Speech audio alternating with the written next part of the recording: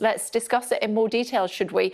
Those 5-day Christmas plans with our next guest. He's a senior clinical lecturer at the University of Exeter, Bharat Pankania. Hello to you. Thank you for joining us on the programme this morning. What is your Christmas advice for our viewers this morning?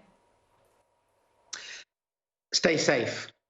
Vaccines are almost around the corner, and we've endured a lot of pain in 2020. And I say, please don't look at it as pain. Look at it as an investment in keeping it a very low-profile Christmas. And your dividends will be you're going to be well and infection-free. And hopefully the vaccines will also come in 2021. And then we can hold our leaders to account and ask them, how did they manage this or mismanage this? There must be significant risks of people coming home from, students coming home from university and potentially meeting up with grandparents. Do you think that is a good idea or not? I think there are risks across the board now, further to yesterday's announcement.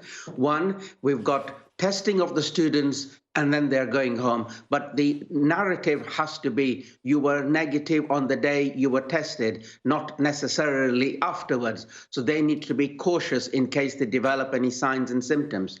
The other bit is enabling people from all tiers to mix with families, 3 of them together, is a risk.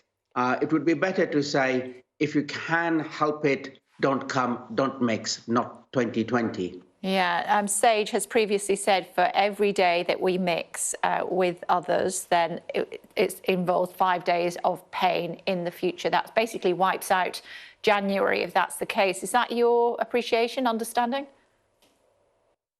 It's worse than that, to be honest, because these 1 day of enjoyment equals 5 days of restriction is a modelling answer. It could be a lot worse, but what about the persons who are left with permanent severe damage to their organs if they get a severe illness? And the second bit, the people who get severe illness and die. 5 days of extra restrictions are meaningless to people who become ill or die. I suppose we can't yet calculate, although I'm sure some will have models where you can calculate how many people may die as a direct result of this loosening of the rules for a 5-day period. But also one wonders about the travelling between different tiers and the sort of challenges that is going to cause going forward. Well, we already know that the government's own guidelines are that you do not travel from a very high tier to a low tier.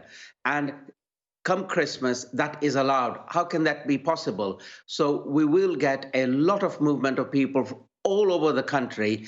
And if there are people coming from a high incidence tier to a low incidence tier and the other way around, it is a mixing bowl. And then when people are indoors together, infection is inevitable.